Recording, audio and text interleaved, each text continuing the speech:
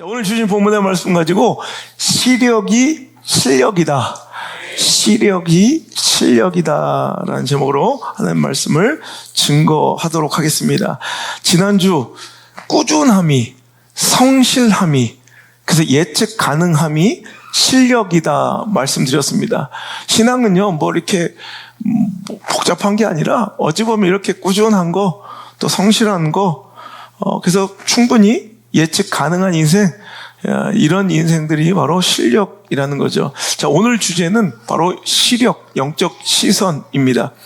제가 지난주에 많은 목사님들이 저기 목회에 관련돼서 당면한 본인들의 사역 가운데 이런 문제들을 어떻게 풀어내면 좋을까에 대해서 많이 문의를 하시고 상담을 하셔서 제가 이렇게 상담하는 과정에서 그런 얘기를 했어요. 목사님, 이 신앙 가운데, 목회 가운데 무엇이 가장 중요할 거예요? 목사님이 굉장히 중요하게 생각하는 가치는 무엇입니까? 그래서 저는 일단 두 개, 감사, 순종. 저는 이걸로 축복받은 사람이고, 하나님께서 이걸로 내 영향력을 확장시켜 주셨다. 그래서 감사와 이 순종이라는, 그래서 감사와 아멘은 저는 절대 타의 추종을 불허하게 1등으로 한다, 1등으로. 그 대신, 그 다음에 가장 중요한 내가 강조하고 중요하게 여기는 가치가 무엇인가 했더니 시선이에요, 시선. 그래서 이 시선에 대해서 제가 몇 주간 설교를 할까 합니다. 여러분, 시선, 뭐 이런 주제로 몇 주 이렇게 한 달 동안 이렇게 설교할 게 있을까 싶지만, 여러분, 신앙은 결국 시선의 문제예요. 무엇을 어떻게 바라보느냐에 따라서 인생은 달라지고요.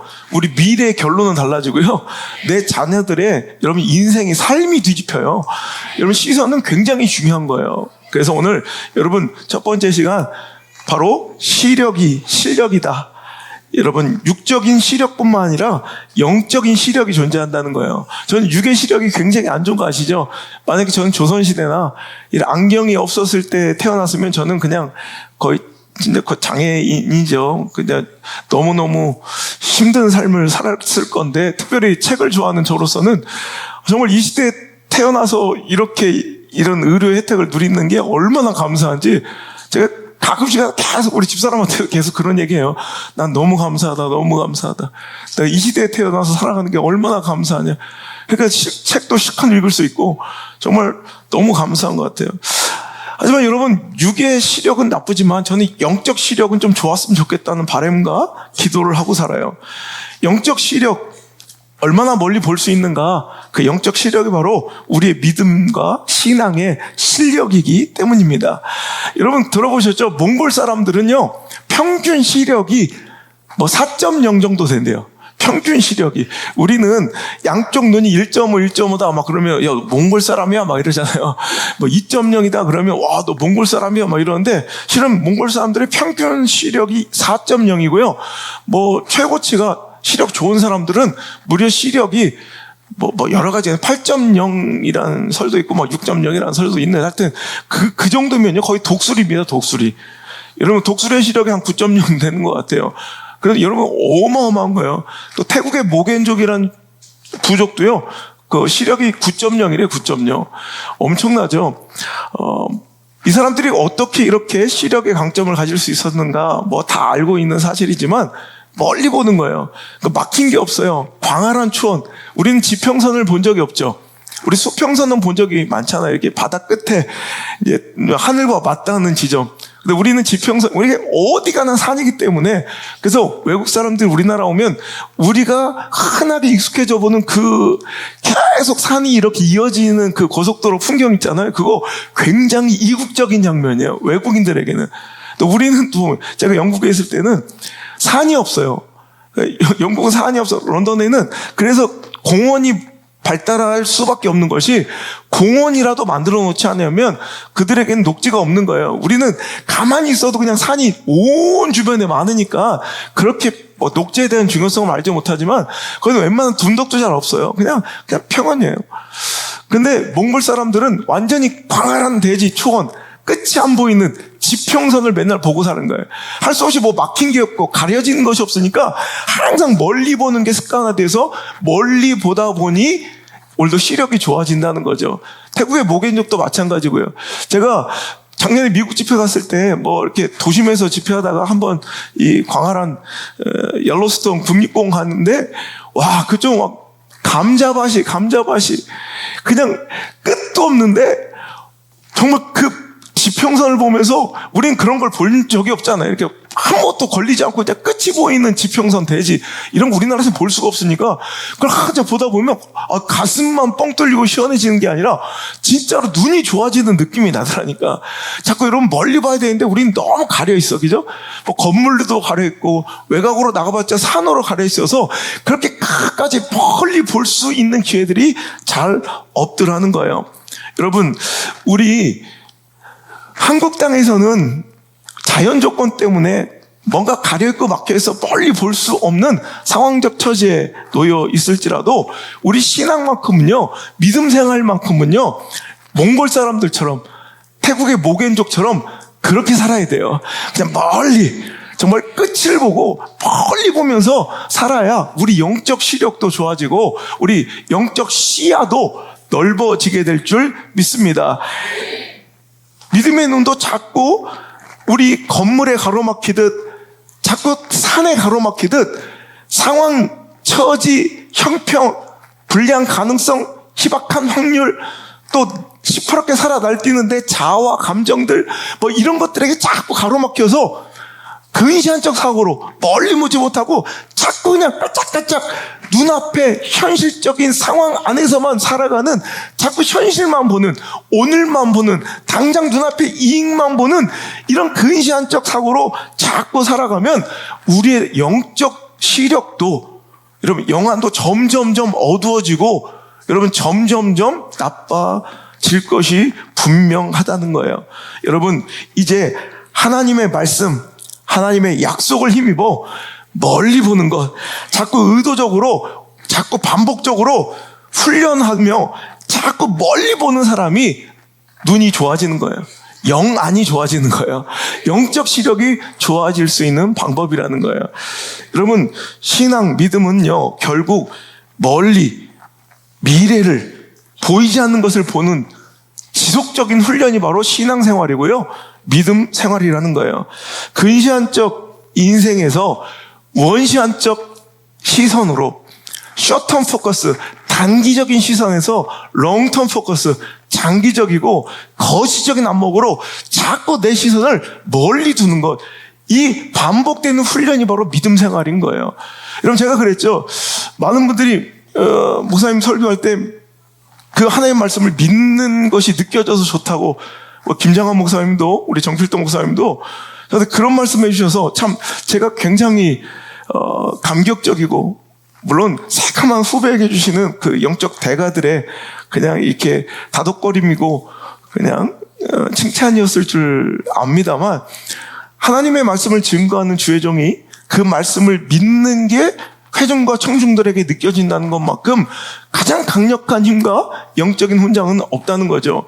여러분, 하나님 말씀을 믿지 않는다는 거, 여러분, 하나님 믿지 않고 말씀을 전한다는 거 말도 안 되는 것 같지만, 저는요, 이 시대에 하나님도 믿지 않으면서 말씀 전하는 사람 많고요, 하나님도 믿지 않으면서 교회 다니는 사람 많다고 봐요. 여러분, 예수 그리스도의 생명력도 자신도 소유하지 않으면서 오늘도 그 말씀을 그냥 책에서 읽은 지식으로 아는 것을 전하고 또 듣고 있는 자들이 얼마나 많은 줄 몰라요. 이제 교회는 외쳐야 돼요. 우리에게는 은과 금은 없지만은 우리에게 분명히 있는 것을 세상 가운데 내어놓을 준비가 되어 있습니다. 너에게 전할 것이니 곧 나사렛 예수 그리스도의 이름으로 일어나 걸어라. 외칠 수 있는 교회가 돼야 되고, 우리 그리스도인들이 돼야 되고, 더욱이 목사가 돼야 되죠. 근데 우리는요, 이제 나에게 은과 금은 있어요. 여러분, 우리에게는 풍족함은 있어요. 넉넉함은 있어요. 그런데 정작 우리에게 있어야 될 예수 그리스도의 이름, 그 생명력이 우리에게 존재하지 못하는 정말 안타까운 시대를, 그래서 교회만이 할 수 있는, 말씀만이 오늘도 전할 수 있는 예수 그리스도의 생명력을 전하지 못하는 교회, 예수 그리스도의 생명력을 전할 수 없는, 나눠줄 수 없는 목회와 설교, 그런 성도의 신앙의 삶과 오늘도 믿음의 생활이라면 이건 정말 불행하고 안타까운 거죠. 오늘도 여러분 우리에게도 그런 진짜 믿음과 신앙이 있기를 주 여러분 축원합니다. 그럼 여러분 믿음이 있다는 건 뭐예요? 어떻게 믿음이 생성될 수 있을까요? 여러분, 우리가요, 자꾸 신앙생활을 보면 제가 우리 아버지 목회 50년을 옆에서 지켜보고, 그러니까 반 목회자예요. 우리 목회자 자녀들은 그러니까 어릴 때부터 그냥 거의 목회를 하는 거예요. 그 아버지 목회 50년 전 수천 가정의 흥망성쇠를 보면서 저도 20년 넘게 담임 목회를 하면요. 이건 부목회자하고는 또 달라요. 오늘도 보면 정말 수많은 사람들을 또 만나고 또 같이 한번 고민하면서 몸부림치면서 믿음생활을 하다 보면 여러분, 이 근시안적, 어찌 보면 이 눈앞에 현실적인 이런 시선에 머물러 있어서 오늘도 멀리 보는 롱텀 포커스, 장기적이고 거시적인 안목으로 살아가지 못하는 사람들이 얼마나 많은가. 여러분 정말 매일매일 매주 깨닫게 돼요. 결국 신앙은 뭐냐면 맨날 이 눈앞만 보던 시선, 그 시선을 이제 롱텀 포커스, 장기적이고 거시적인 안목을 바꿔가는 게 바로 믿음이고요. 그 믿음의 성장은 바로 그런 거예요. 여러분 보면 순종은요, 여러분 믿음 생활은요, 충성은요, 신앙생활은요 하면 할수록 손해요. 안 그래요? 순종하면 손해보고요, 은혜 받으면 손해봐요. 여러분 하나님 앞에 충성하면 손해요. 제가 보니까 우리 어렸을 때 제가 우리 아버지 목회 옆에서 보면서 순종하고 은혜 받고 충성하는 사람들은 맨날 손해봐.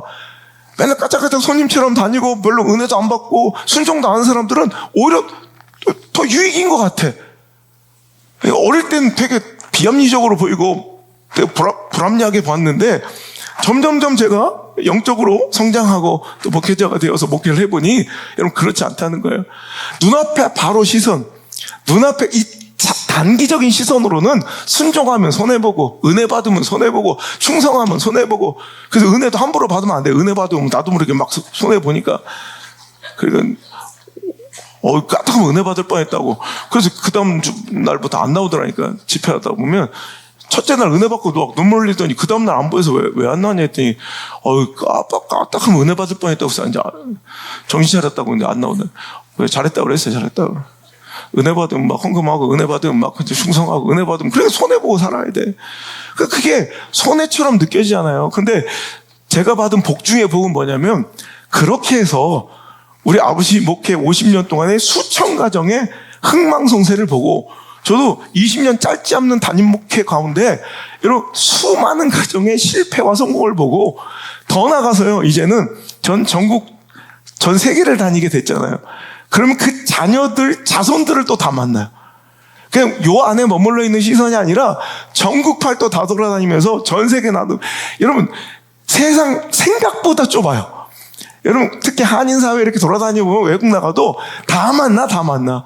그러면 이제 그 몇천 가정의 흥망성쇠뿐만 아니라 그 자녀와 자손들이 지금 어떻게 되었는지, 어떤 꼬라지로 또 어떤 모양으로 살고 있는지를 제가 다 본다고. 답안지처럼, 해답지처럼 그 결론을 봤다고. 그러면 믿을 수밖에 없는 거야. 야, 우리 하나님은 정확하신 분이다. 단기적인 시선, 그 숏텀 포커스로는 맨날 신앙생활하고 열심히 충성하고 열심히 봉사하는 사람들은 뭔가 손해보고 뭔가 정말 불리한 것 같지만 여러분 결과적으로 장기적으로 보면 믿음은 반드시 승리합니다. 교회는 반드시 이깁니다. 그럼 믿음은 반드시, 순종은 축복이란 열매를 맺게 되어 있습니다. 이건요 숏텀 포커스, 단기적인 시선에서는 절대 볼 수 없는 거예요. 이건 장기적인 시선으로 봐야 돼요. 여러분 약삭빠른 신앙 돼서는 안 돼요. 여러분 오늘도 잠시 잠깐 자기 유익과 감정적 유익, 물질적 유익, 자기 육신의 유익을 위해서 살아가면 안 돼요. 그런 선택과 결정은 지금 당장은 이익처럼 보여요. 그렇지 않아요. 방구석에 누워서 자는 게 기도하는 것보다 낫고 예배드리러 나온 것보다 훨씬 더 낫고, 여러분 이렇게 새벽 기도 매일 나와서 2시간씩 쓰면서 이렇게 기도하느니 그 시간에 경쟁력도 없겠다. 박스를 주워봐요. 얼마나 많은 이익이 있겠나. 그죠? 그런데 여러분, 이것은 단기적인 이익으로는 우리에게 이익을 주는 것 같지만, 롱텀 포커스, 장기적인 시선을 보면요. 여러분, 그런 것하고는, 여러분, 1년 내내 2시간씩 새벽 기도 대신 박스 주시면 얼마 벌겠어요? 23만 8천 원? 10년 해야만 300만 원이에요. 여러분, 그런데, 여러분, 2시간씩 매일같이 주님께 기도할 때, 그건 되게, 무능해 보이고 무기력해 보이고 뭐 아무것도 아닌 것처럼 보여도 여러분 그것이 쌓여지면 강력한 핵폭탄급 여러분 우리 타의 추종을 불허하는 압도적인 은혜로 내 삶의 결론과 내 자녀들의 인생에 영향을 미친다는 거예요. 그러니까 여러분 믿음은요 볼 수 있어야 그거 하는 거예요.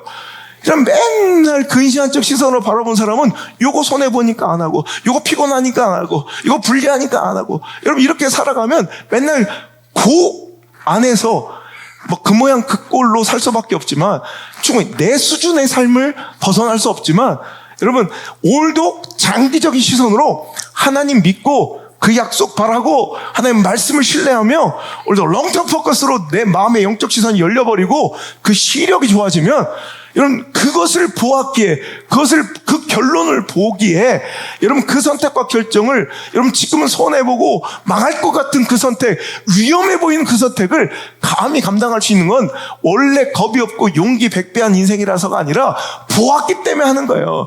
믿기 때문에 하는 거예요. 오늘도 여러분 그 영적 시선이 여러분 열리길 바라고요. 영적 시력이 좋아지는 시간 되기를 주 여러분 축복합니다. 여러분 우리가 예배 왜 드려요? 예배 왜 드려?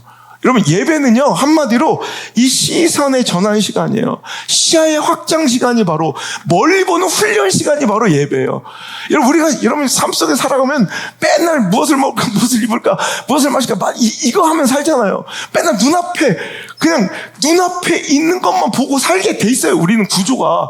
그럴 때 예배 시간에 나오면 여러분 땅바닥만 쳐다보는 우리가 고개를 들어 주를 바라보는 거예요. 오늘도 하늘을 바라보는 거예요. 멀리 미래를 바라보는 거예요. 하나님의 약속과 말씀을 근거로 저기 장기적인 시선으로 꿈과 소망을 가슴에 품고 살아가는 거예요. 이게 예배예요. 예배. 그러니까 예배는요 멀리 보는 시간이에요. 좀 넓게 보는 시간이에요. 내 시야가 확장되고 내 시력이 좋아지는 시간이에요.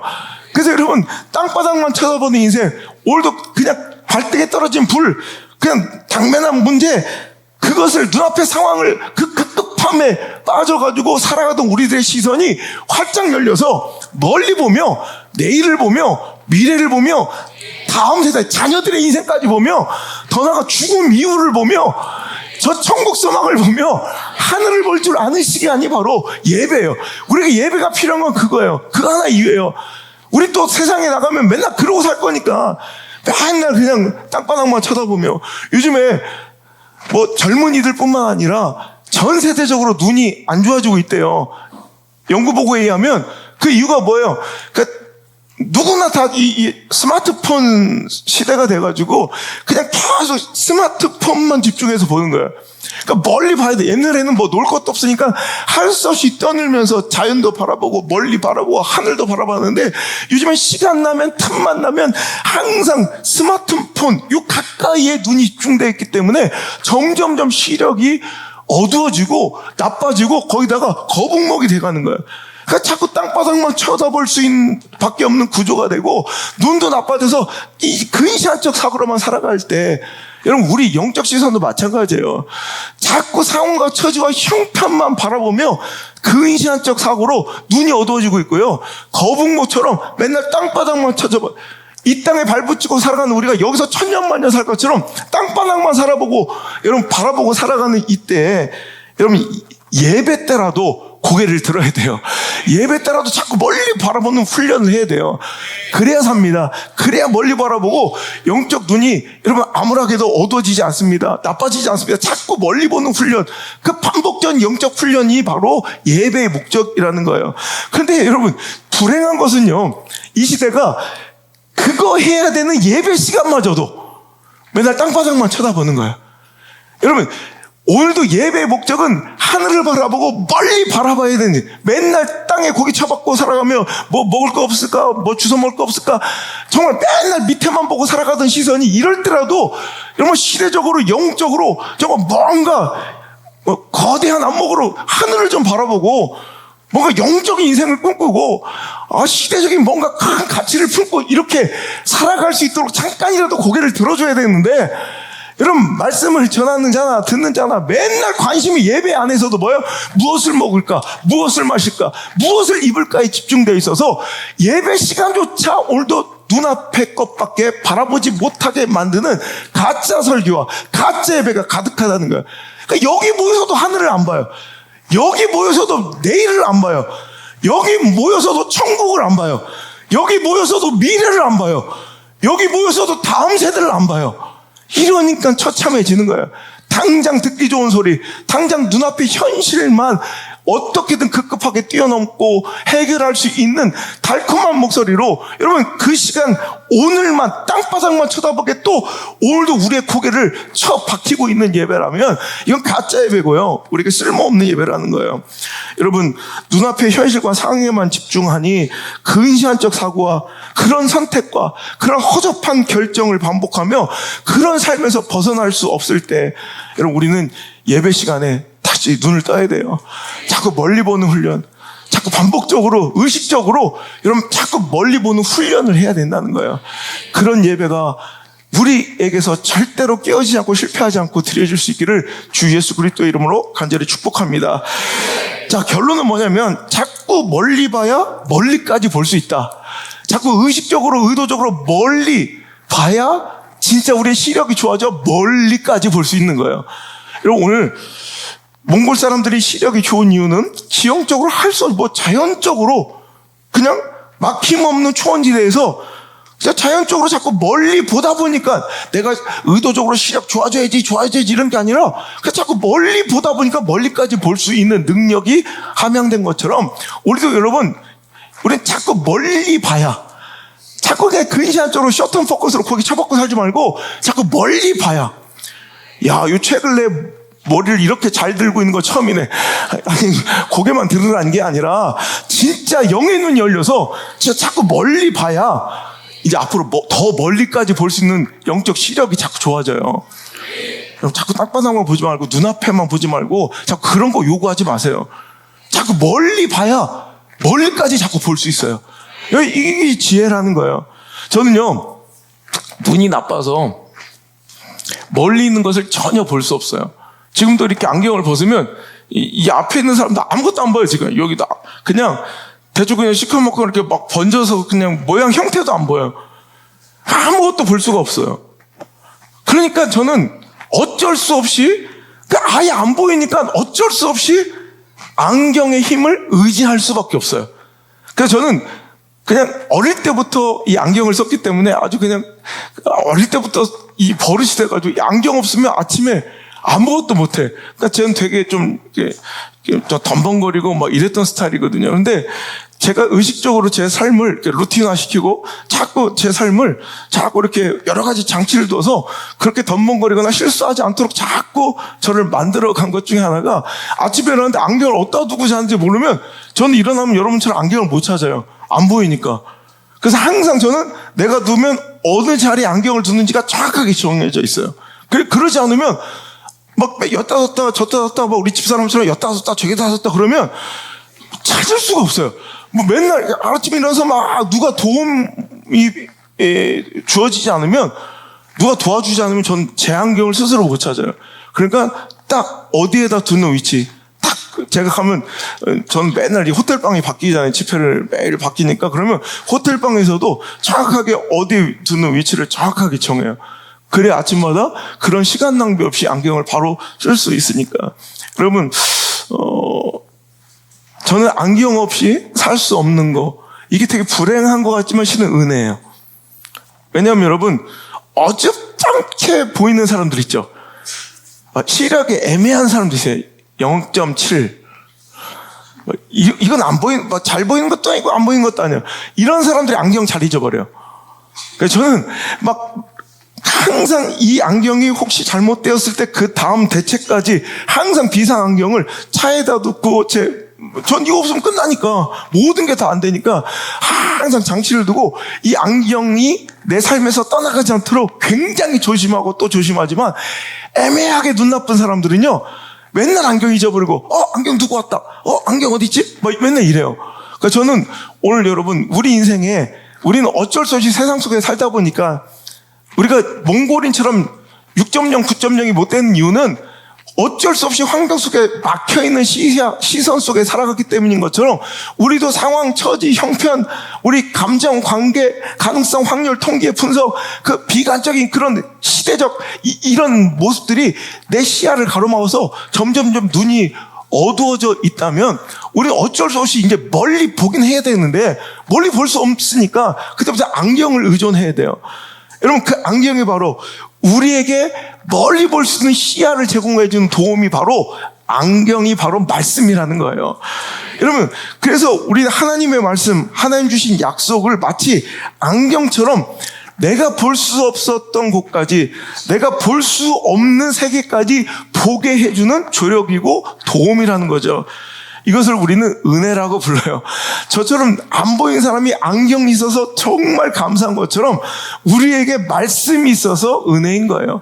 우리에게 말씀이 있어서, 말씀이나 안경이 있어서 정말 감사한 거예요. 그렇게 아니면 허접하게 또 이 땅의 삶에 고개 쳐박고 살 수밖에 없었던, 이게 전부인 줄 알고 막 살 수밖에 없었던 우리들에게 말씀이 있기에, 여러분, 하나님의 약속이라는 안경이 있기에 우리는 그 너머의 세상까지 또 한 번 그 은혜를 힘입어 볼 수 있고 누릴 수 있다는 거죠. 그래서 여러분, 말씀이 들리는 것은 축복이에요. 여러분, 내가 지금 안경이 있다는 거예요. 나는 정말 내 능력으로는, 내 수준으로는 그 멀리를 볼 수 없었어. 그냥 상황만 보고 판단하고, 감정대로 판단하고, 관계에 휘둘리고, 가능성에 흔들리고, 여러분, 형편, 꼬라지, 뭐 문제 크게 그냥 절망할 수밖에 없는 내 인생인데, 다행히도 말씀이 있는 거야, 우리에게는. 다행히도 하나님의 약속이 있는 거야. 그 말씀과 약속이 들려지는 것은, 나에게 딱 맞는 안경이 주어졌다는 것과 같은 거예요. 여러분, 제가 늘 얘기하죠. 말씀이 들리는 게 축복이고, 그 말씀이 믿어지는 게 은혜라고. 그냥 딱 맞는, 도수에 맞는 안경이 나에게 장착된 것처럼 말씀이 들리고 그 말씀이 믿어지는 건 은혜 중에 은혜고 축복 중에 축복이며 복 중에 복임을 여러분 믿으시길 바랍니다. 여러분, 그래서 예배 중에, 찬양 중에, 여러분 기도 중에 막 눈물이 나는 건 이게 바로 영적 시력이 좋아지고 내 영 안이 열리고 있다는 증거라는 거예요.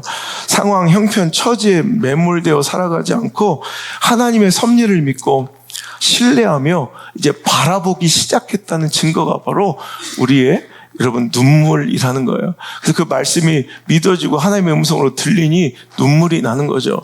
여러분, 그래서 우리가 말씀에 목숨을 걸고 그 말씀의 은혜를 호흡처럼, 이건 선택이 아니라 필수잖아요.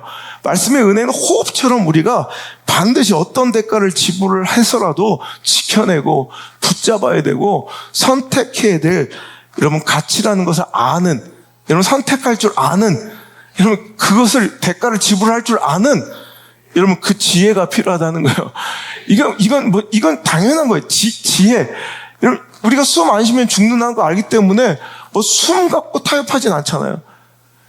그죠? 우리가 숨 쉴까 말까로 아무리 천만, 억만금을 준다고 그래도 숨 쉴지 말지를 여러분 거래하거나 타협하진 않잖아요. 그거 마찬가지예요. 말씀의 은혜는요, 내가 영적으로 살고 죽는 문제예요. 그리고 여러분, 말씀이 들리냐 안 들리냐는 내가 멀리까지 미래를 바라볼 수 있는지, 하나님의 약속을 신뢰할 수 있는지에 대한 이 결정의 이 유무이기 때문에 우리가 말씀의 은혜를 타협하거나, 여러분, 내 인생의 딜의 조건으로 삼는 것 자체가 벌써 믿음이 없는 거야. 믿음이 없는 거. 믿음이 있으면 말씀이 들리는 곳에 내 인생을 두기를, 말씀이 들리는 곳에 어떤 대가를 지불해서도 여러분 내 삶과 내 자녀들의 인생을 노출시키기를 전혀 이렇게 머뭇거리거나 거리게 하지 않습니다. 그냥 이건 뭐 당연한 선택이에요. 당연한 선택.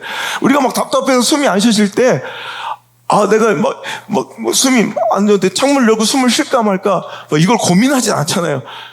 그러니까 당연한 본능이고 무조건 그렇게 해야 되는, 이건 피할 수 없는 선택인 것처럼 오늘도 저 여러분이, 여러분, 그런 말씀을 붙드는 거, 여러분, 이것은 영적인 호흡을 가능케 하고 멀리 미래를 바라볼 줄 아는 영안이 열리는 문제인 거로, 여러분, 그것을 봐야 또 그 길을 걸어갈 수 있거든요.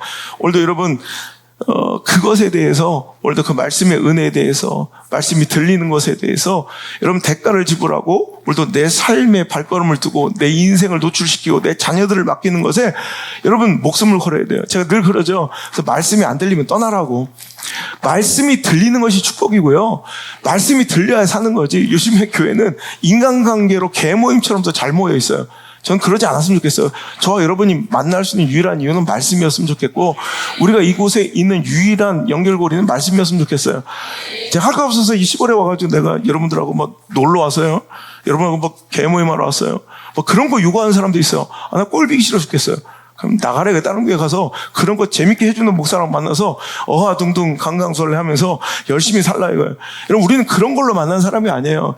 하나님 주신 말씀 전할 때 그 말씀이 들리면, 이런 목자는 양을 알고 내 양을 알아요. 양은 목자의 음성을 알고요.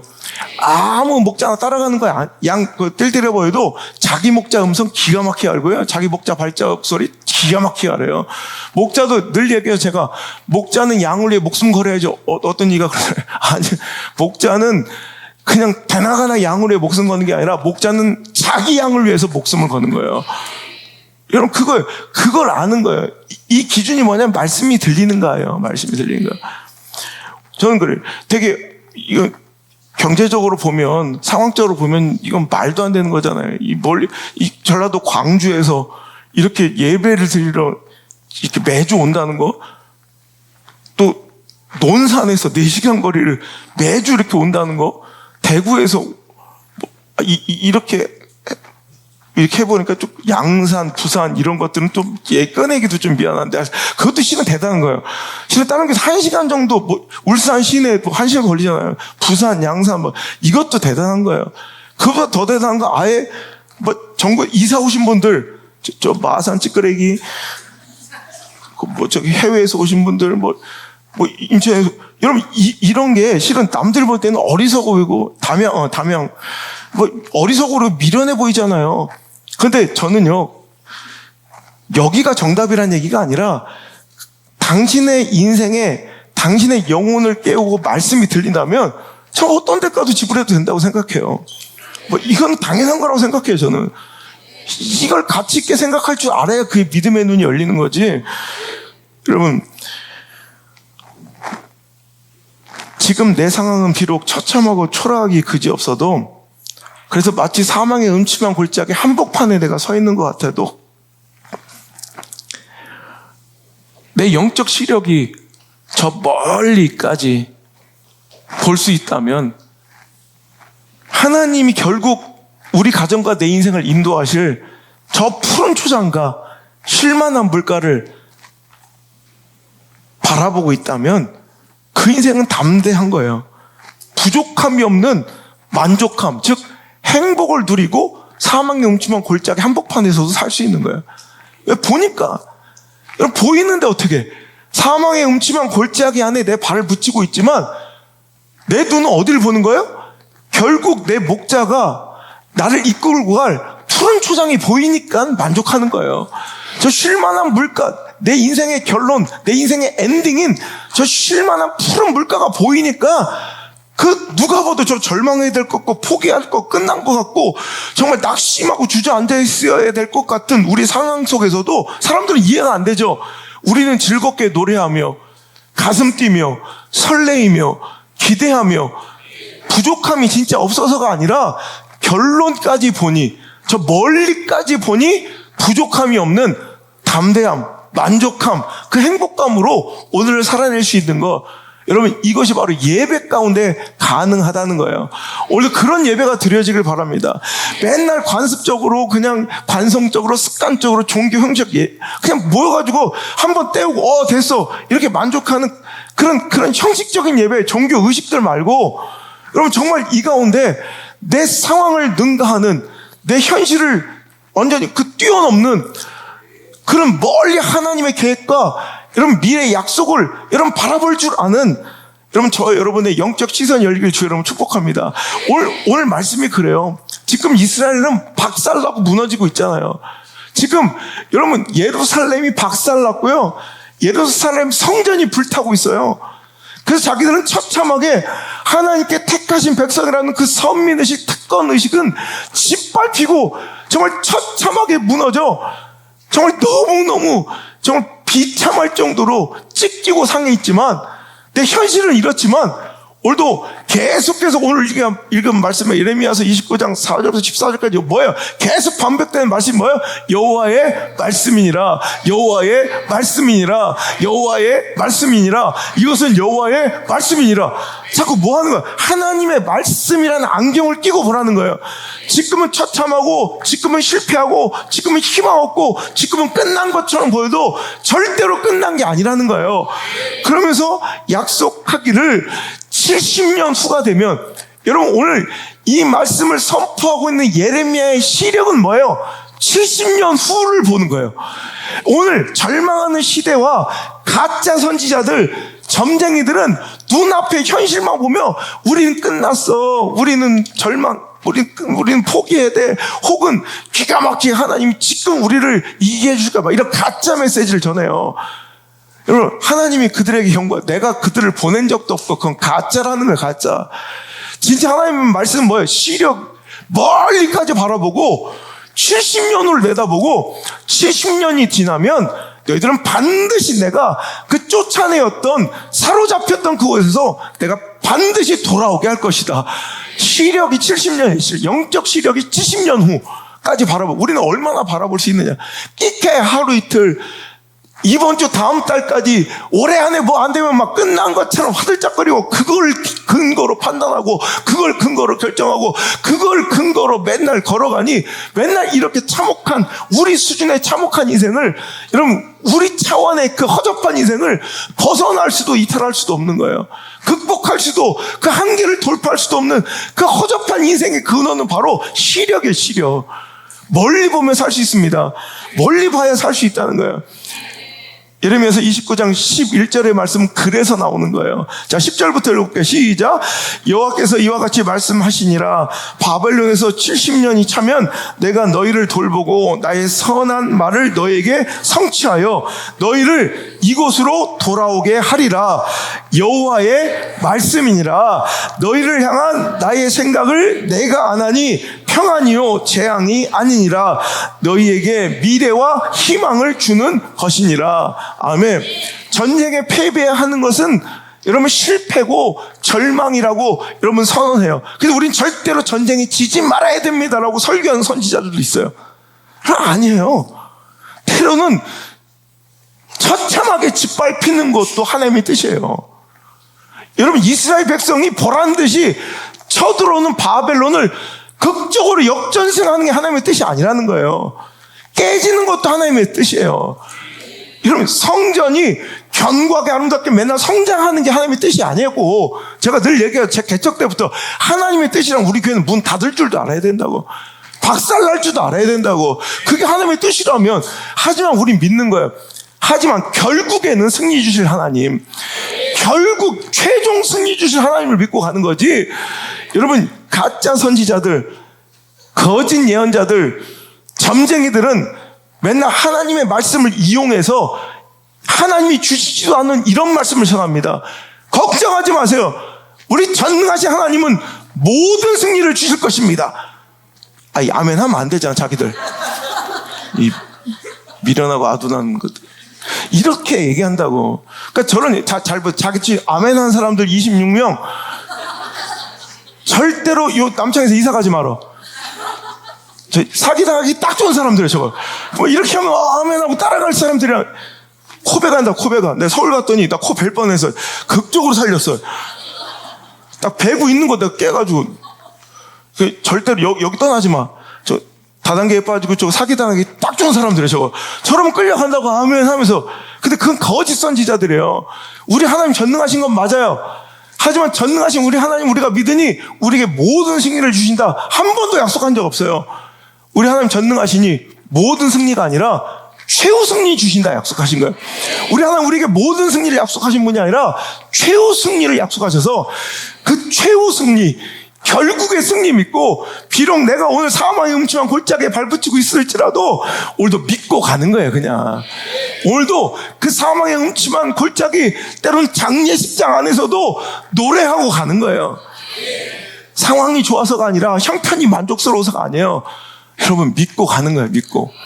그게 믿음인 거예요.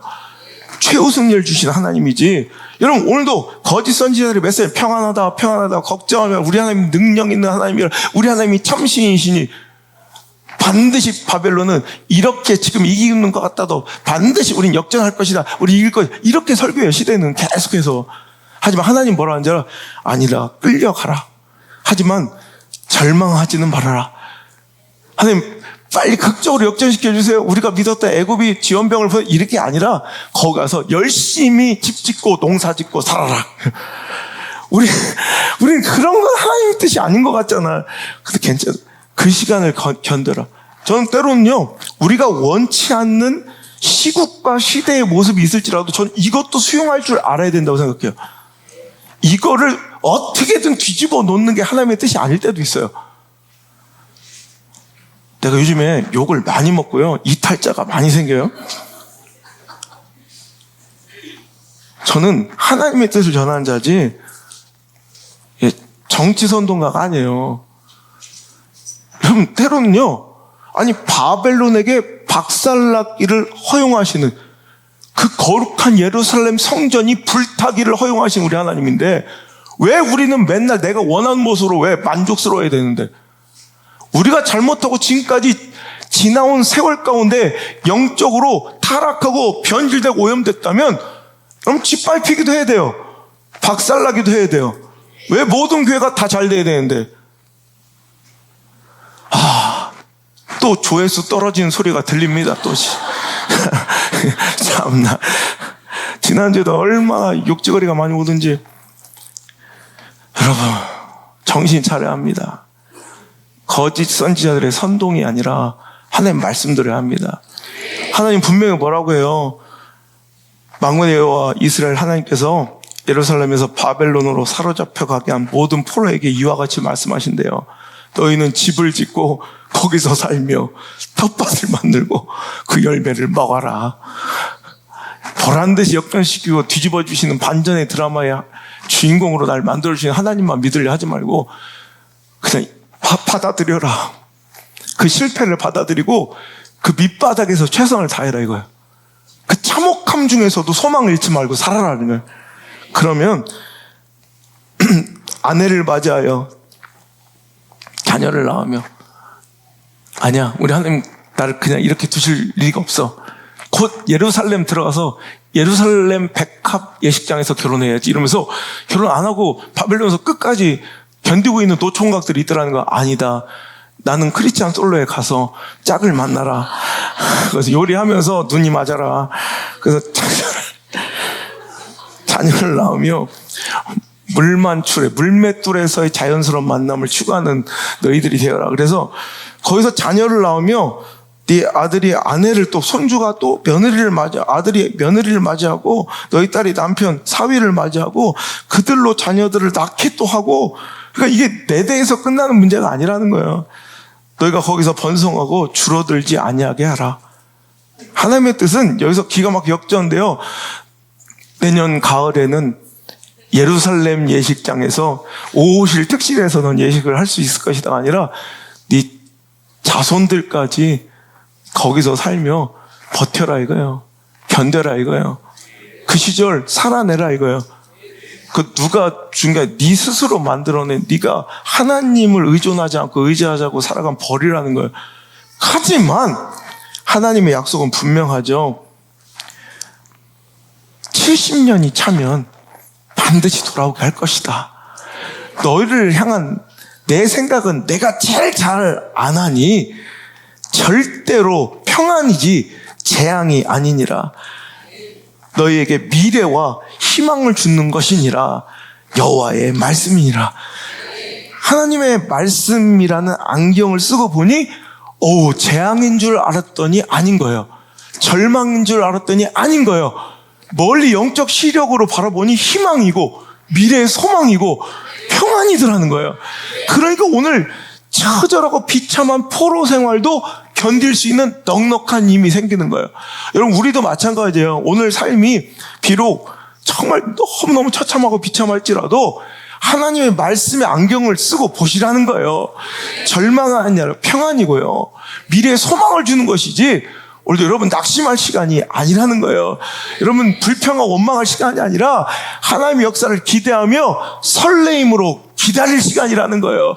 오늘 버티고 하나님의 말씀 붙들고 견디고 하나님의 약속 붙들고 살아내야 될 시간이지, 절대로 여러분 오늘도 절망하고 스스로 주저앉아 있을 시간이 아니라는 거예요. 여러분, 그래서 하나님의 말씀이라 예레미야는 이 시대에 이런 설교가 인기 있었겠어요? 없었겠어요? 조회수가 떨어졌었겠어요? 안 떨어졌겠어요? 구독자가 6천 명씩 나갔겠어요? 안 나갔겠어요? 댓글로 욕지거리가 나오겠어요? 안 나오겠어요? 예레미야 선배님, 이 시대에 목회 안 하는 걸 다행으로 생각하세요.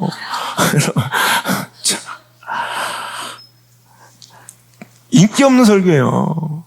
그러니까 극단적으로 뭔가 우리가 추구하는 바 그 목적을 당선하고 쟁취하며 우리가 뭔가 보여줘야 된다고. 여러분, 하지만 하나님은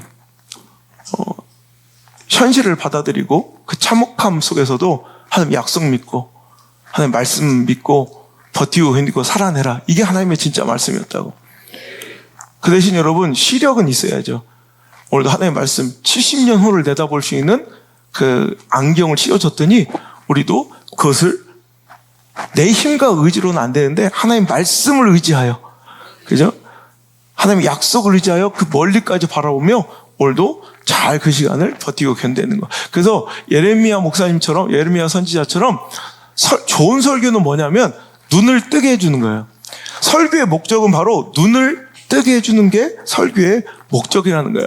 그래서 내가 삶의 형편과 처지와 내 상황에 자꾸 매몰되어 근시안적 사고로 바꿔가고 그런 선택과 결정을 자꾸 추구해 갈 때 예배 나오면 정신 바짝 차리게 해주고 눈 뜨게 하는 거예요. 눈 뜨는 거. 세상적 판단과 세상적 결정과 선택이 아니라 하나님의 약속을 근거로 한, 지금 멀리 볼 때 그게 아니라는 거 알려주고 눈 뜨고 큰일 날 뻔했네. 그래서 다시 하나님의 선택과 결정을, 하나님 기뻐하시고 선하시고 온전하신 뜻을 나도 픽할 수 있는, 선택할 수 있는, 여러분 이 지혜를 열어주는 것이 바로 설교예요. 설교는 여러분 마음 만져주고 위로해주고 막 상담해주고 도닥거려주고 이게 아니라 눈 뜨게 해주는 거예요. 눈 뜨게. 눈 똑바로 뜨십시오. 눈 똑바로. 제가 지난주에 우리 필라델피아 성전, 우리 필라델피아 팀에 우리 정푸름 박사, 닥터정, 우리 주립대학, 필라델피아 주립대학의 의사잖아요. 근데 연락이 왔어요. 문자가. 목사님, 제가 실은 그 주립대학 병원에서 우리 근무하면서 이렇게 정신과 의사로 이렇게 살아가고 있는데 스카우트제가 들어와 있대요. 그래서 어떤 병원으로, 그러니까 그 병원이 훨씬 더 크고 연봉도 좋죠. 그런데 정말 그런 정신과 이런 병동이 없고 그런 상담 쪽에 이런 시설이 절박한 그런 지역에 한 병원에서 스카우트제가 들어왔는데, 그래서 정 박사가 오신다면 거기 아예 그냥 센터를 다시 만들겠다. 그 정 박사를 위해서. 그래서 그 정신과 치료를 할 수 있는, 치료할 수 있는 그런, 여기 너무 이 시대가 좀 그렇잖아요. 그래서 스카우트제를 받았는데 문제는 상황이나 형편이나는 얘가 훨씬 더 안정적이고 연봉도 훨씬 많은 거예요. 그래서 연봉, 경제적인 것으로 보면 연봉 협상 중에 좀 못 갈 이유가 많았다는 거예요. 근데 지난 2주일 설교가 그 인생을 바꿨다는 거예요. 탁월한 위치 선정. 그것이 능력이다. 하나님을 잊은 배부름은 복이 아니다. 이 2주간의 설교 가운데 내가 있어야 될 곳은 사명과 인생의 목적, 하나님의 부르심, 그 소명에 합당한 인생의 자리를 차지해야지 돈, 경제적 논리로 선택하면 안 되겠다 해서, 목사님, 제가 절대로 하나님의 사명, 가치 있는, 목적 있는 인생을, 그 방향을 선택하고 설정함에 있어서 절대로 돈을 기준으로 하지 않겠다고 깨우치셔서 감사합니다라고 여러분 편지가 왔더라고요. 여러분 이거예요. 눈 뜨게 된 거예요. 눈 뜨게 된 거. 그런데 여러분 우리는 그냥 살아가다 보면 경제 논리로 따라갈 수밖에 없잖아요. 돈 많이 주는데 갈 수밖에 없잖아요. 형편과 살아갈 수밖에 없잖아요. 그죠? 그러니까 또다시 우리는 다짐하는 거예요. 은혜 받으면 큰일 나겠다. 어이씨, 큰일 날 뻔했다. 또 은혜 받으면 정신 차려, 정신 차려. 이렇게 해요, 빨리. 근데 이게 숏텀 포커스 안에 있으면 이런 어리석은, 이렇게 할 수 있지만 세상 사람 믿지 않는 자에겐 이게 어리석은 일이나 여러분 이 땅은 영원하지 않고요. 우린 잠시 나그네의 삶인데 여러분 여기서 돈 하다가 영원한 천국, 정말 하나님의 부르심 앞에 섰을 때는 우리는 여기서 잘 사나 못 사나 통장의 잔고가 얼마까지 찍었느냐, 네가 과연 세상에서 뭐라고 불렸느냐, 직급이 문제가 아니라 우리의 성공의 유무는 하나님의 부르신 그 뜻대로, 소명대로, 사명대로 가치 있는 인생, 목적 있는 인생을 살았느냐 못 살았느냐, 이게 주님 앞에 부끄러움이냐 아니면 주님 앞에 주님이 기뻐하시는 그런 삶이 감격적인 하나님과의 만남이냐가 결정되는 여러분 순간이라는 거예요. 그러니까 롱텀 포커스로 보면, 장기적인 시선, 영적 시력의 조음으로 보면 이거는 탁월한 선택이 되는데, 우리는 하마터면 근시안적 사고로 눈이 어두워서 눈이 나빠가지고 오히려 그냥 눈앞의 현실을 선택하려 하다가 멀리 더 좋은 것이 보이니 그것을 놔버리는 지혜가 생기는 거. 이게 말씀의 목적이에요. 이게 말씀의 역할이에요. 오늘 여러분 말씀이 여러분의 눈을 뜨게 하길 바랍니다. 그래서 여러분 오늘도 당장 여러분 눈앞의 즐거움, 눈앞의 행복함, 눈앞의 유익이 아니라 10년 뒤에도 100년 뒤에도 내 자녀들, 자손들의 삶에도 유익한 것을 볼 수 있는, 그러니까 마시멜로 실험은 저 어린애들 5살짜리한테만 유용한 게 아니라 어른들의 마시멜로 시험도 필요해요. 오늘 당장 그냥 눈앞에 있으면 먹고 끝나는 거지만 제가 얘기하죠. 이런 만족의 유해가 축복이라고. 지금 당장 안 먹고 이거 지금 먹는 건 달콤하고 너무 나에게 지금 유익이죠. 마시멜로 먹는 건. 근데 그것을 유예시키고 멀리 보고 인내하고 기다릴 때 그것이 밀어내고 다른 사람, 야 우리는 되게 맛있는데 너는 못 먹네 이러지만 나중에 보세요. 그 손에 가득한 마시멜로를 부러워하는 그 시선들을 내가 반드시 만나게 될 것이니까. 이게 영적 시력이 중요함이에요. 눈 나쁜 사람들 맨날 눈앞에 당장 그 몇만 원 유익, 그 몇 사람의 그 관계의 즐거움에 빠져서 진짜 큰 축복, 정말 대단한 마시멜로를 다 놓치고 살아. 그러니까 겨우 하나하나 먹으면서 오늘 꾸역꾸역 살아내고 있다는 거예요. 하지만 여러분, 눈 뜨면요, 이거 계몽이라고 얘기해요. 눈을 떠버리면 당장의 유익이 아니에요. 당장의 유익에 놀아나지 않아요. 당장의 돈 몇 푼에 놀아나지 않아요. 10년 뒤에도 합당한 선택, 20년, 30년 뒤에도 후회하지 않을 선택, 그것을 할 수 있는 눈이 열리는 게 계몽이고, 그 눈이 열리는 게 바로 말씀의 유익이에요. 그 눈이 열리는 이런 말씀을 접하고 있습니까? 말씀이 들리고 있습니까? 말씀이 깨달아지고 있습니까? 그 말씀이 믿어집니까? 그게 복 중에 복이고 그게 은혜 중에 은혜라는 거예요. 여러분 인생도 마찬가지고요. 정치도 마찬가지예요. 제가 정치를 공부하면서 여러분 당장 눈앞의 유익, 퍼주기식, 포퓰리즘, 선심적 공약들은 좀 미개하고 수준 떨어지는 사람들에게만 먹히는 거예요. 우리는 고매하고 수준 떨어지지 않아요. 그 차원에 여러분 존귀하고 위험하신 하나님의 아들, 딸들은 당장 눈앞에 마시멜로에 여러분 돼지새끼처럼 도살장 끌려간 돼지새끼처럼 삶은 콩 몇 알에 끌려가지 않아요. 눈앞의 유익이 아니라 장기적인 안목과 거시적인 시선을 갖고 있는 자들은 그런 거에 놀아나지 않아요. 여러분 그런데 자꾸 눈앞에, 그러니까 이 숏텀 포커스에 빠져서 매몰되어 살아가는 상황, 처지, 형편에 그냥 막 목매서 살아가는 사람들은 그거밖에 못 봐요. 그러니까 지금 당장 돈 몇만 원 준다면 좋아하고, 지금 당장 뭐 하면, 여러분 이거 미래에 빚을 안기는 거, 우리 미래 세대, 다음 세대들에게 빚더미를 안겨주는 거예요. 이런 거시적인 안목으로 볼 때는 우린 이거, 또 노총각들, 노처녀들 어차피 자식 없는데 나라도 젊어, 이런 허접한 것 좀 다른 교회 가야 돼. 눈앞에 즐거움에 빠지지 마라. 미래를 볼 줄 알아야 된다는 거예요. 여러분 지금 남미 국가 중에 옛날에 세계 10대 부국 안에 들었던 아르헨티나, 지금 쫄딱 망해가지고 저 거지같이 살잖아요.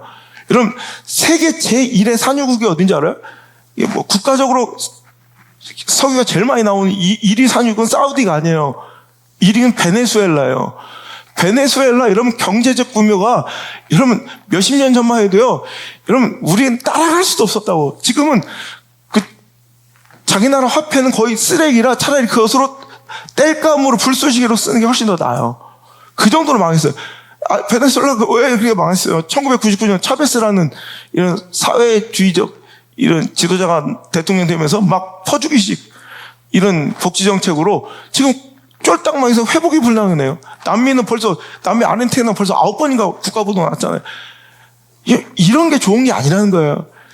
지금은 별로 인기 없어도, 지금은 조금 옥죄이고 힘든 것 같아도 미래 가치를 바라볼 줄 아는 지도자가 좀 나왔으면 좋겠어요. 미래지향적 지도자.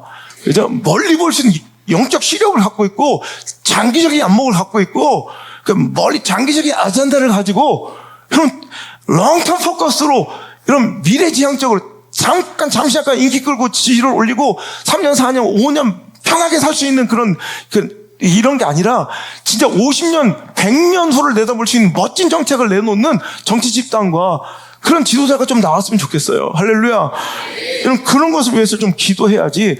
당장 이게 내 직업에, 당장 내 사업에, 당장 지금 내 눈앞에 유익에 불리한가, 세금을 좀 내나 덜 내나 이런 게 아니라 좀 장기적인 안목, 거시적인 안목을 가지고 이런 멀리 바라볼 수 있는 것, 이게 영적인 실력뿐만 아니라 이거 세상에서도 잘 써있는 이 시대의 실력자들은요, 멀리 볼 줄 아는 사람들이 실력자인 거예요. 그런 사람이 성공자고, 그런 사람이 리더고, 그런 사람이 강력한 시대적 지위를 누릴 수 있는 줄 믿으시기 바랍니다.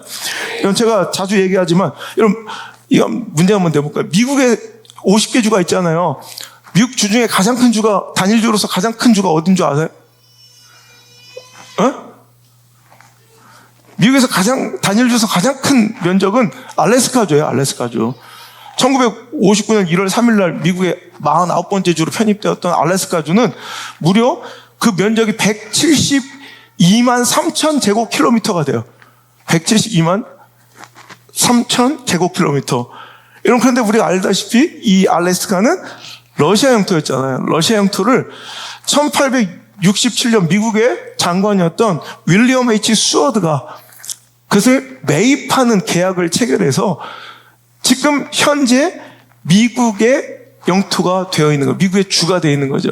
근데 당시에 여러분 이 1867년 이 슈어드가 이 알래스카를 매입할 때만 해도 사람들은 그런 쓸모없는 동토, 얼어붙어 있는 쓸모없는 땅을 왜 그 많은 돈을 주고 샀느냐라고 막 그냥 얼마나 그를 저평가하고 비난하고 정말 조롱하고 그냥 비난이 아니라 맹비난을 했다는 기록들이 있어요. 그래서 그 알래스카는 그 당시 신문기사에 슈어드의 아이스박스 막 그랬죠. 슈어드의 냉장고라고, 슈어드의 바보짓이라고, 가장 잘못된 외교사적 행동이라고 맹비난을 언론과 수많은 대중들이 이 슈어드를 바보 취급했습니다.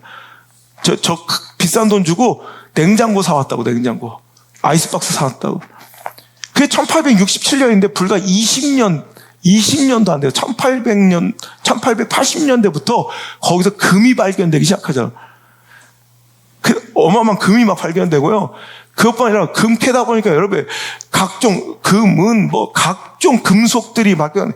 그때 당시에 바로 그 사자마자 철광석만 묻혀있는 철광석만 좀 패내는데 여러분 그때 매입 가격이 당시에 720만 달러에 샀어요. 720만 달러.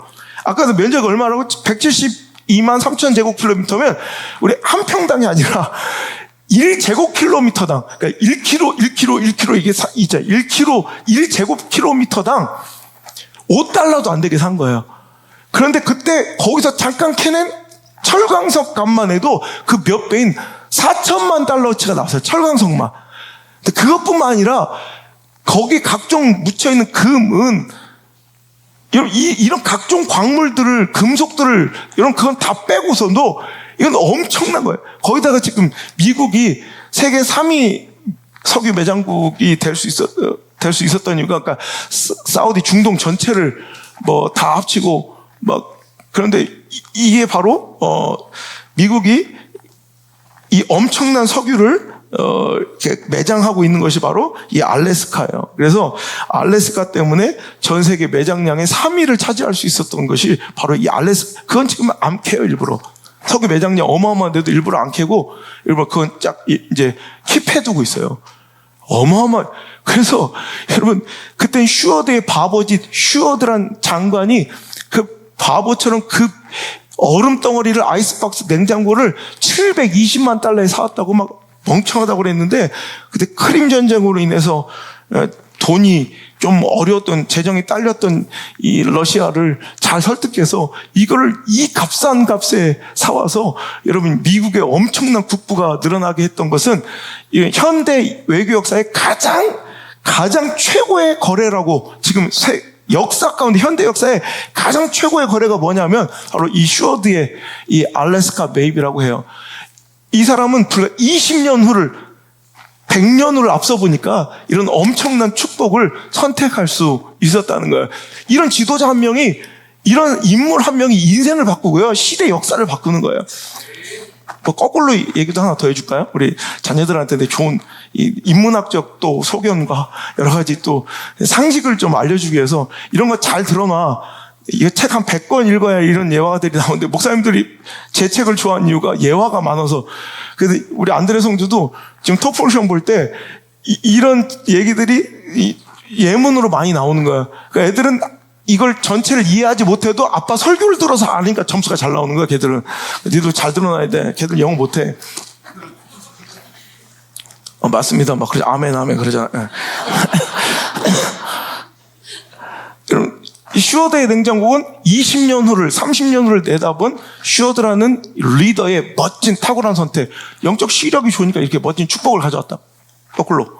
자, 17세기 네덜란드가 패권 국가로서 전 세계 지배력을 높아가고 영토를 빼앗아가고 정복해 갈 때, 그는 아메리카 신대륙을 발견하고 그 동쪽 아메리카 신대륙의 이 동부 쪽에 자기들이 발견한 뻘밭, 진흙밭을 그 원주민들한테 우리나라 그때도 우리나라 돈 환율로 그냥 한 160만 원 정도의 구슬이나 주석 같은 값싼 이런 바짝거리는 막 이런 것들로 꼬셔가지고 원주민들한테 그 땅을 사버려요. 160만 원에.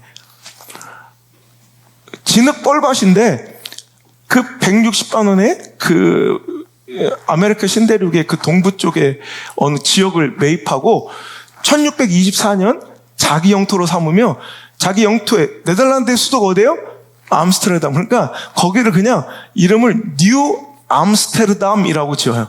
그래서 그 뻘밭을 뉴 암스테르담이라고 지어서 1624년부터 실제적 소유와 지배를 이제 하게 되는데, 그때 당시 패권 경쟁을 막 치르던 영국, 그때 향신료 무역하고 여러 가지 이 무역 수출 해상 무역 때문에 계속 거듭해서 영국과 네덜란드는 부딪히게 되고요. 여러분 유명한 그 4차에 걸친 우리 영난전쟁이라고 하죠. 영난전쟁이라고 1, 2, 3, 4차 영국과 네덜란드의 4차 전쟁, 결국엔 영국의 승리로 끝났지만, 자, 1차 전쟁은 2년에 걸쳐서 싸워서 영국이 이겨요. 근데 2차 전쟁 때 문제. 자, 2차 영난전쟁에서 3년에 걸친 전쟁 가운데 네덜란드가 이겨요. 그러니까 승전국의 지위로서 뭔가를 요구해야 되잖아. 협상을 하다가 뭘 요구했냐면, 자, 영국한테 그때 당시 사탕수수 지배지로 유명했던 수리남 알죠? 수리남. 우리 넷플릭스에 나왔던 그 수리남. 저기 막 완전히 거기 사탕수수 재배지로 너무 유용한 땅이야. 옥토야. 그러니까 수리남하고 또 향신료 무역에 아주 중심지였던 인도네시아의 룬섬이라는 이 두 섬을 강제로 빼앗고, 그냥 빼앗기 좀 그러니까 그 대신 우리 영토를 하나 주겠다. 그래서 거꾸로 바꾼 게 맞바꾸에 뉴 암스테르담, 그 뻘밭, 진흙밭, 아무것도 사탕수수 재배할 수 없는 그 필요 없는 진흙 뻘밭 뉴 암스테르담하고 사탕수수만 심으면 엄청 많이 나는 막 그 너무 기름진 농경지 수리남과 또 향신료 무역의 중심지였던 인도네시아 룬섬하고 이 뻘밭하고 바꿔요. 그래서 영국은 졌으니까 할 수 없이 그냥 울며 겨자 먹기로 할 수 없이 그 좋은 땅, 사탕수수밭, 수리남과 향신료 무역의 중심이었던 인도네시아 룬섬 어딘지 다 알긴 알아요. 그 좋은 땅을 그 뻘밭, 진흙탕, 그 거지 같은 땅, 그것과 바꿔서 뉴 암스테르담은 네덜란드 이름이니까 그걸 계속 쓸 수는 없잖아요. 뉴 암스테르담 대신 자기들도 자기 친족인 요크 공작의 이름을 이제 따가지고 여기는 뉴 암스테르담이 아니라 이제 우리 거 됐으니까 이제 할 수 없이 울면서 막 짜증내면서 뉴 요크라고 바꿔요. 그게 지금 뭐가 된 거예요? 뉴욕인가요, 뉴욕? 400년 후 지금 어떤 줄 알아요? 400년 후가 지난 지금은 수리남, 사탕수수 재배지, 인도네시아 룬섬 어딘지도 몰라. 세계 경제, 금융, 문화의 중심지 뉴욕, 그 맨하튼, 그들이 필요 없다고 버린 그 진흙 뻘밭, 자기가 이겨놓고서 우리가 이겼으니까 우리 맘대로 할 거야, 이거 가져가. 뉴욕, 우리는 사탕수수 밭을 줘. 누가 진짜 승전국이요? 지금 뉴욕 맨하탄의 땅값만 2,000조 원이 넘어요. 그러니까 땅값만 2,000조 원. 여러분, 이거예요. 오늘도 우리는 되게 잘난 척하면서 오늘도 근시안적 사고로 내가 이겼는 줄 알고 착각하며 오늘도 눈앞에 삶을 콩을 주워 먹으며 도살장으로 가는 돼지처럼 앞으로 10년, 20년, 30년, 300년, 100년, 400년만 지나면 통탄하고 가슴치고 후손들이 막 우리 조상들을 원망할 선택을 지금 우리가 하고 있진 않은가. 그래서 우리 예배가 필요하고 예배 말씀의 은혜에 목숨 걸어야 된 이유, 그걸 눈을 떠서 그런 잘못된 실수와 선택을 하지 않게 해주는, 여러분 결국 실력은 뭐냐면 멀리 보고 시야가 넓어지는 게 실력이에요. 스포츠도 마찬가지예요. 골프 치면 구력이 많아지면 구력이 늘수록 뭐가 보여? 라이가 보여. 그러니까 초보는 안 보여. 죽었다 깨나도 엎어지고 막 아무래도 안 보여. 근데 구력이 늘어날수록 라이가 보이고 다 이게 시야가 넓어요. 축구 선수들도 보면, 운동선수, 농구 선수들 보면, 야, 저건 뭐 얼마나 시야의 폭이 넓고 멀리까지 보고 그 관통하고 운동장 전체를 관통하는지. 어떤 아나운서 그러죠. 저 선수는 꼭 마치 뒤통수에도 눈이 달린 것 같다고. 이런 게, 이게 실력이에요. 근데 여러분, 초보일수록 실력이 없을수록 눈앞에 그만 어때? 누가 옆에 있는지, 옆에 적이 오는지, 뭐 태클이 들어오는지, 내 동료가 어디 있는지. 근데 실력이 늘수록, 여러분, 실력이 우월자일수록 딱 공이 오는 순간 벌써 주변에 누가, 내가 패스의 길도 다 보이고 내 주변에 동료가 어디로 뛰고 있는지까지 다 보여서 미래 어느 지점에 내 동료가 뛰어갈 줄 알고 걷다가 공을 줘요. 이게 실력이에요.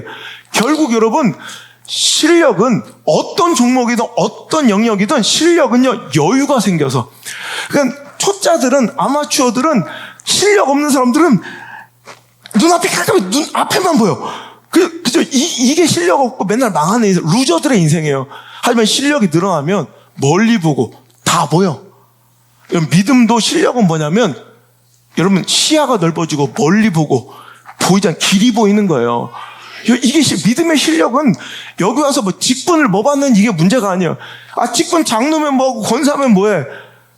개판이고 막 눈 어두워가지고 그냥 그 시각 장애인처럼 사는데, 맹인처럼 사는데, 그럼 뭐 장로면 뭐 할 거고 뭐 할 거야. 원래 여러분, 영적인 실력은 결국 눈이 좋아지는 거야. 다 보이는 거예요. 여유롭게. 그 여유가 있으니까 시야가 넓어지고 그게 결국 실력으로 이어지더라. 여러분, 영적 시력도 바로 우리의 신앙의 실력인 것인데, 그것은 어떤 상황 중에도, 그 급박함 중에도 천국을, 또 하나님의 말씀을, 그 소망을 바라보고 내 상황과 내 처지와 형편이 아닌, 오늘도 거기에 막 급박해서 막 그 눈앞의 현실만 막 바글바글 떠는 인생이 아니라 멀리 보고 여유롭게 살며, 그러니까 눈앞에 나밖에 모르는 신앙도 있어요. 이런 신앙생활 하면 우리밖에 모르는 교회, 여기밖에 막 고여있는 이런 되게 너무 그냥 천박하잖아요. 또 비참하잖아요. 여러분, 이 짧은 인생 그렇게 살 거예요? 우리 교회는 시골 구석에 있지만 얼마나 넓게 봐요. 전 세계를 아우르고, 이번에도 버티고 견디고 살아내라, 미국에서 요청 들어서 지금 영문으로 번역해서 이제 영미권에도 이 말씀이 필요한 사람들에게 보내달라. 우린 전 세계를 품잖아요. 여러분, 이게 자꾸 시야가 넓어지는 게 멋진 거예요. 어디 있으면 어때? 여러분, 하지만 아무리 큰 교회 다니고 아무리 뭐 도심에 살아도 시야가 좁아서 결국 무엇을 먹을까, 무엇을 마실까, 무엇을 입을까, 내 새끼, 내 가정, 내 인생, 요거밖에 못 보는 인생. 이거는 진짜 믿음이 아니에요. 여러분, 이기적인 신앙이라고 부르는 신앙은 절대, 이건 가짜 신앙이에요. 믿음은, 기독교 신앙은 절대 이기적일 수가 없어요. 그 구조상, 여러분, 그 본질상 기독교는 이기적일 수가 없는데, 이기적인 신앙은 마치 따뜻한 아이스 커피처럼 존재할 수가 없어요. 근데 우리 이기적인 신앙, 되게 협소한 신앙 갖고 있잖아요.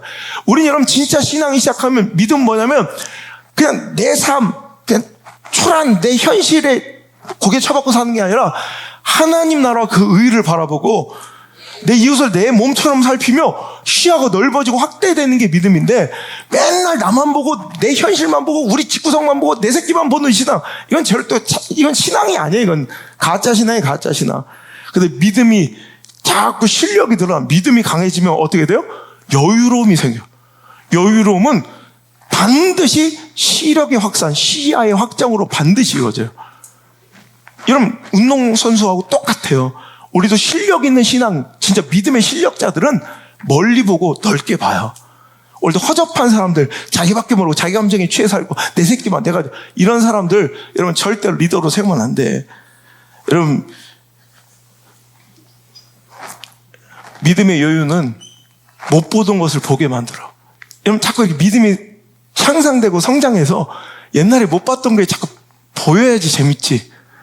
그러니까 신앙이 재미없는 거야. 여러분, 목회만큼 재미있는 게 없고 신앙생활만큼 재미있는 게 없어요. 여러분, 옛날에 못 보는 게 자꾸 신앙의 실력이 늘어나면 여유가 생기고 여유만큼 보이게 되니까, 여러분, 우리 노벨 문학상 후보까지 올라갔던 고은결이 아니라 고은 시인, 고은 시인의 긋꽃이라는 시가 있어요. 긋꽃, 알아요? 긋꽃? 되게 짧은 시인데 노벨 문학상까지 올라요. 요 정도의 시가 노벨 문학상 후보라면 나도 한번 해볼까라는 생각도 들어요. 시가 뭐냐면 이거, 긋꽃, 고은. 내려갈 때 보았네, 올라갈 때 보지 못한 긋꽃. 이게 끝이에요. 내려갈 때 보았네, 올라갈 때 보지 못한 긋꽃. 올라갈 때는 막 그 목표의식 막 힘들고 어렵고 막 그냥 길만 보고 올라가다가 못 본 꽃이 언제? 마음이 넉넉하고 여유로워서 내려올 때 보니까 끝꽃이 보이더라는 거야. 할렐루야. 그럼 우리도 믿음이 좀 향상되는 한 해가 됐으면 좋겠고, 영적 실력이 좀 늘어나고, 그로 인해 영적 시력이 좀 좋아지는 한 해가 되었으면 좋겠어요. 매일 똑같이 살지 말고. 그러면 여러분, 믿음은 어떻게 해서 나는가? 로마서 10장 17절처럼, 그러므로 믿음은 들음에서 나며 들음은 그리스도의 말씀으로 말미암느니라. 이런 말씀이 결국 믿음을 소유하게 되고, 믿음은 내 마음의 여유와 또 시력의 확산과 시야의 확보로 이어지는 거예요. 여러분, 많은 것들을 보게 되고 멀리까지 보게 되는 건 믿음의 눈이에요. 그 믿음은 말씀을 들음에서 했어요. 우리가 예배는 그냥 나와서 한번 찍고 가는 행위가 아니라 말씀에 목숨 걸어 자꾸 멀리 보는 훈련하는 게 예배고, 영의 눈이 열리고 눈을 뜨게 하는 게 말씀이라고. 그 목적이 성취되는 교회, 그런 진짜 예배가 우리 예배 될 수 있기를 주님으로 축복합니다. 여러분, 그 말씀 따라가면 복이에요. 제가 엊그제 제가 문자 받고 내가 뭐 엉엉 울어서 집회하다가 딱 집회 들어갔는데 보니까 우리 예은이가 뭐 다른 친구들도 이번에 다 잘 돼가지고 너무 감사해요. 제가 애들 발표 마지막 나올 때까지 내가 다 금식하면서 기도했던 애들이야. 그런데 특별히 우리 예은이는 중학교 1학년 때 내가 보니까 소망이 없겠다고 생긴 게, 남창중학교에서 반에서도 그 두각을 나타내지 못하고, 남창중학교 미안해. 그런데 솔직히 남창중학교에서도 그 정도면 어디를 가겠냐. 그렇다고, 제가 조금만 기대하면, 내가 영의 시력으로 본 거예요. 멀리, 장기적으로. 그러니까, 기대할 만한가. 엄마, 아빠 보니까, 더 소망이 없어. 엄마, 아빠가 좀이라도 공부를 잘하고 이렇게 스마트하면, 언젠간 머리가 티를 내야. 그런데, 소망이 없어. 그래서 너는 지금 여기서 이 실력으로 하면 어디를 가겠냐. 뭐 전문대 정도 가야지. 그래서 그때, 하는 말씀이 선포된 게, 너 학교 그만 자퇴하고 나와. 여러분, 지금이야 이제 우리 학교 오려고 막 매 학기마다 뭐 몇십 명씩 줄을 서고, 이번에도 한 70명 왔지. 그 중에서 몇 명 뽑힌 거야? 5명? 지금이야 정부에서 몰려오지만 그땐 얼마 허접해 보여요. 아무것도 없이 우리 3남매 자퇴시키면서 저기도 같이 자퇴시켰어. 그래서 내가 최소 부산대 이상 인서울 보낼 수, 하나님 말씀대로 순종하고 열심히 신앙생활하고 살아가면 네 미래 볼 수 있는 거 훨씬 더. 그런데 지금 처음에 이제 세종대 뭐 여기 또 국민대 근데 너무 감사하더라고요. 자기들이 예은이의 옛날 모습을 몰라서 그래. 이거 알면 홍해가 갈라진 걸 덜 놀랄 수도 있어요. 차라리 홍해가 갈라진 걸 나 이건 믿을 수 없는 일이에요. 그거에도 감사한데 이제 한국외대가 됐어요. 한국외대 그것도 여러분 심리 상담 자격증 여러분 2급이 나오는 건 우리나라에 18개 대학밖에 없어요. 그 중에서 가장 높은 수준급의 대학 중에 하나예요. 근데 이거 보면서 시험에 그때는 말도 안 되는 선택인 거죠. 학교를 그만두고 솔직히 그때 뭐 정해진 것도 아니고 우리 안드레 성주 안나랑 저기 교회 방구석에 있으면 나는 집회 가면서 숙제 내주고 갔다 와서 다시 내가 숙제 검사하고 그때는 아무 진짜 보장된 것도 없이 말도 안 되는 것 같지만 하나님 주신 감동과 말씀이 그러니까 다른 지 친구들보다 벌써 4년 이상을 앞서는 4년 이상을 앞서고 저렇게 좋은 여러분 이게 말씀 따라가는 인생의 축복이에요. 그래도 이제 우리 애도 이제부터 집어넣어야 아니. 우리 교인들도 떨어진 사람 내가 안 받는 사람 많죠. 그냥 그대로 사는 게 나은 사람들도 있고요. 여러분 오늘 하나님 말씀 주실 때 말씀에 무조건 반응하시고 여러분 순종하실 때 나중에 여러분 우리가 상상할 내 수준 안에서 살려면 얼마든지 여러분 근시안적 시간으로 살아도 되는데 내 수준이 아닌 우리 차원이 아닌 그 차원을 내가 예측 가능한 범위를 능가하는 인생을 살기 원한다면 여러분 하나님 말씀 따라가야 돼요. 그 말씀이 믿음을 주고 믿음은 내가 보지 못했던 것들을 보게 하는 힘인 줄 믿습니다. 이제 여러분 내 수준의 인생이 아닌 하나님의 역사가 내 삶 속에서 이루어지기 원합니다. 오늘 나의 시선을 열어 하나님께 내어드리며 하나님의 눈으로 우리 보이지 않는 것들을 바라보는 아름다운 축복이 나에게 임하게 도와 주옵소서. 죄악으로 어두워진 상황과 처지 형편에 밀려 하나님의 말씀 불순종하며 처지와 형편에 쫓겨 그렇게 선택하고 살아가며 관계와 감정에 휩쓸려 살아가고 세상이 제시하는 가능성과 확률 따위에 무너지고 시대 전망과 분석 그래프 따위에 놀아나며 살았던 하나님의 뜻과 어긋난 이 죄인의 삶을 용서하여 주옵소서. 결국 영적인 실력, 신앙, 믿음의 삶은 눈이 열리는 것이고 보게 되는 것입니다. 아버지 하나님 시력이 실력임을 알려주심을 감사합니다. 지금 이제 삶은 콩을 쫓아가며 도살장으로 향하는 돼지처럼 살지 않게 하시고 거북목처럼 눈 앞만 바라보는 꺾인 시선 되지 않게 하시고 비록 우리가 이 땅에 발붙이고 때로는 상황과 처지와 형편의 절망에 사망의 음침한 골짜기를 걸어갈지라도 나의 목자 되시는 여호와 하나님으로 인하여 저 푸른 초장 바라보고 쉴만한 물가 바라보고 천국 바라보고 그 소망 가지고 넉넉히 담대하게 웃으며 소풍처럼 그 광야와 사망의 음침한 골짜기 그 사막 한복판을 넉넉하게 여유롭게 행복하게 소풍처럼 이겨내며 살아내는 우리 사랑하는 성도들 다 될 수 있도록 인도하여 주옵소서. 몇 주간 이어질 아버지 하나님 이 시선에 관련된 설교 가운데 에바다 우리의 영의 눈이 활짝 열리게 하시고 믿음의 눈이 활짝 뜨이게 하여 주옵소서. 이제도 우리 구주 예수님의 은혜와 하나님 아버지의 놀라우신 사랑과 나를 고아처럼 내버려 두지 아니하시고 지키시며 인도하시고 동행하시는 하나님 아버지의 그 놀라운 성령 하나님의 그 놀라운 은혜와 위로의 손길이 내 가슴에 심어주신 소망이 이제부터 영의 눈을 열어 그 멀리 바라보며 영적 시력으로 오늘도 하나님 약속과 말씀을 바라보며 이 땅을 넉넉히 살아내기로 오늘의 고난과 환난을 충분히 버텨내기로 견뎌내기로 살아내기로 결단하며 위로받고 돌아가는 모든 성도들의 머리 위와 함께 예배하는 전국 각지 또 전 세계 우리 믿음의 성전 가족들 머리 위에 이제부터 떠나가지 마시고 1초도 떠나지 마시고 1초도 떠나지 마시고 영원토록 함께 계시기를 간절히 또 간절히 축원하옵나이다.